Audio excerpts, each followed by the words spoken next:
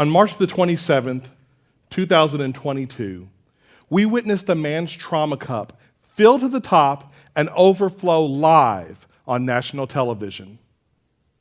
It was supposed to be a memorable night, a night where a cultural icon would receive his just validation by winning the biggest award his industry could bestow upon him.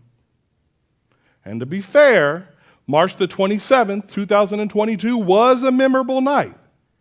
However, not for the reasons that Will Smith initially planned.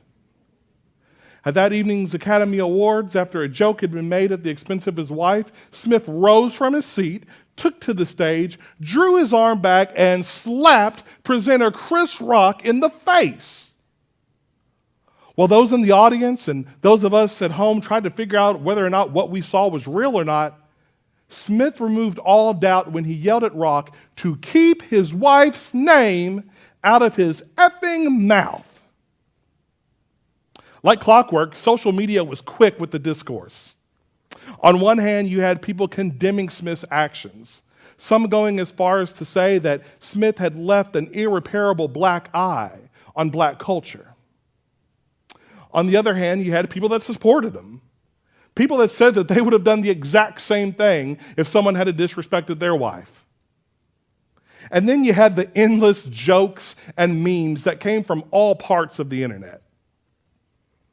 But you know what I didn't hear anyone talking about? I didn't hear anyone talking about the lifelong guilt that Will Smith carries from witnessing his father continuously abuse his mother whenever he was young, and Smith not being able to do anything about it. I didn't hear anyone talk about the anxiety that comes from making your family decisions in the public eye. And I didn't hear anyone talk about the pressure that comes along with having to maintain a near-perfect image, which is tied to your professional success. Oh, we were quick to make fun of the situation, but we were mum when it came to some of the potential causes of it. And look, I know I'm using a celebrity as my example here, but make no mistake about it. Every day, all across the globe, we have men that are dealing with trauma, anxiety, mental issues, and stress, which, if left unchecked, can lead to consequences like physical violence, depression, substance abuse, and self-harm, including suicide, which is one of the top killers of men under the age of 50. So then the question becomes, well, if all those issues lead to all of those consequences, then why don't men just get it together? Well, if you take a look at the wall of toxicity that stands between men and mental health, you can start to understand that just get it together is sometimes a little easier said than done. The building of this wall begins when we're little, when we're young. Little boys, they come and they sit down at the kitchen table and they are gifted their man box. They tear off the wrapping paper, remove the lid, look inside, and inside we find all of the emotions that society has deemed appropriate for the male image.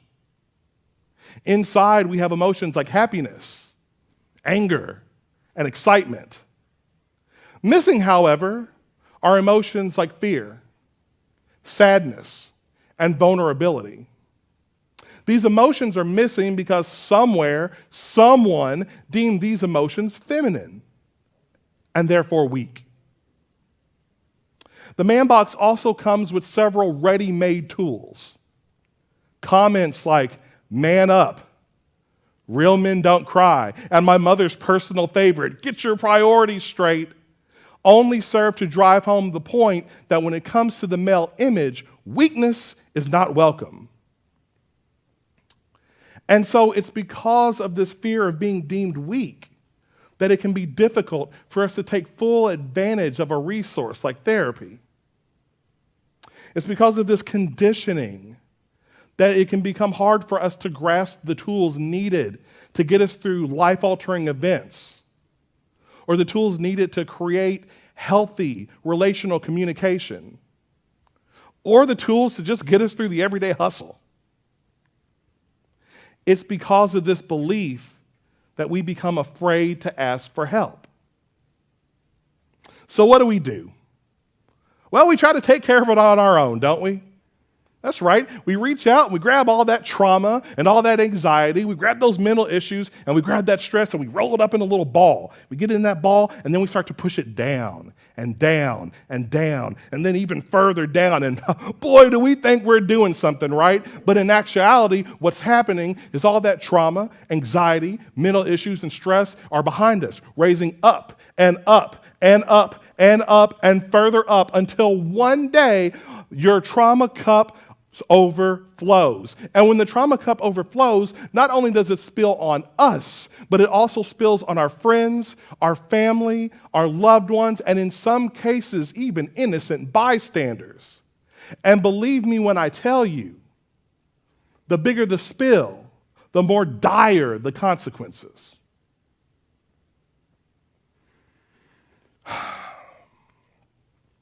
So what do we do about it? How do we fix it? How do we keep that trauma cup from overflowing in the first place? If only there was someone that had some solutions. Well, lucky for you, dear audience, you came to a TEDx talk tonight, didn't you? That's right, we're at TEDx Lake State. And as such, I have come with a few of my solutions. I've come with some of my patented calls to action. And these calls to action are for every single man in this room tonight, every single man watching from home, and every single person that has a man in their life that they love or they care about. Call to action number 1. We must provide the man box with regular system updates. Emphasis on the word update. Notice how I didn't use the word replacement. I didn't use the word replacement because, quite frankly, I don't think that we really need to replace what's already in there. Hey, sometimes anger is just the right emotion for the right time. But when we update something, we add features to it. And updating the man box takes that fear and that sadness and that vulnerability and adds it to the box to let little boys know that it is okay to feel those emotions. Updating the man box also takes an effect on the tools in the man box. Man Up updates to Are You Okay? Get Your Priorities Straight updates to We Can Take Care of This and Handle This Together.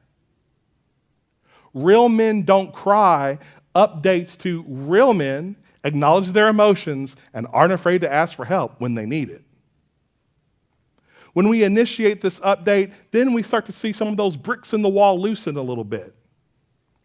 Parts of that wall start to crumble, and when it does, we're able to look around and see paths to wellness that weren't initially visible to us.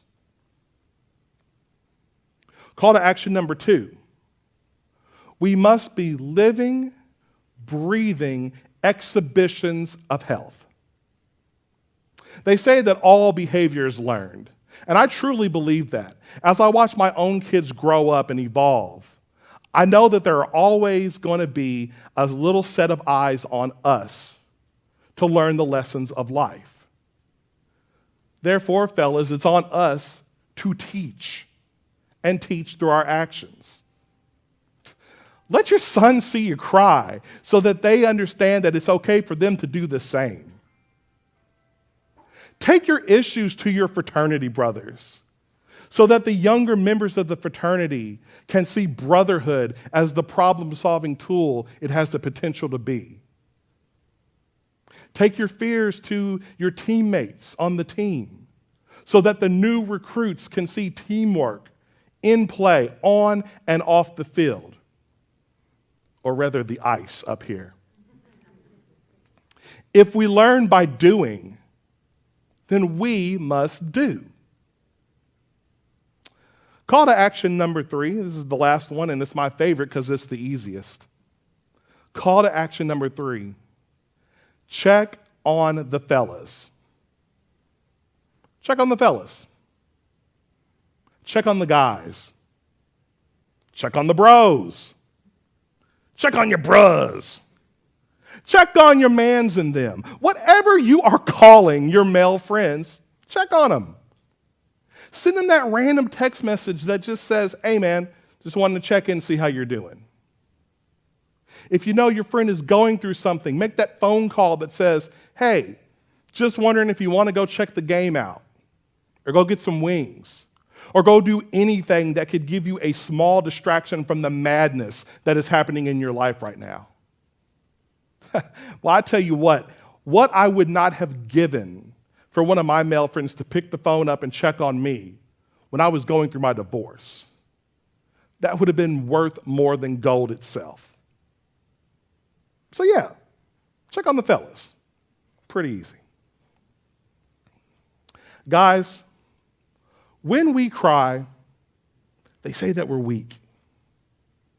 They say that we are less than a man.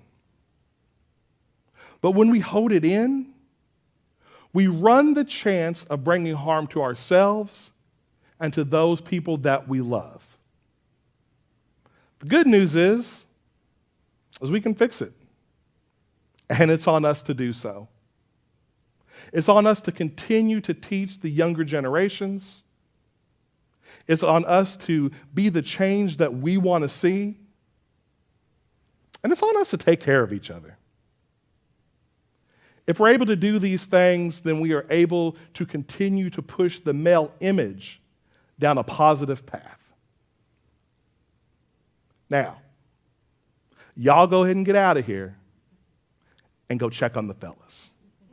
Good night.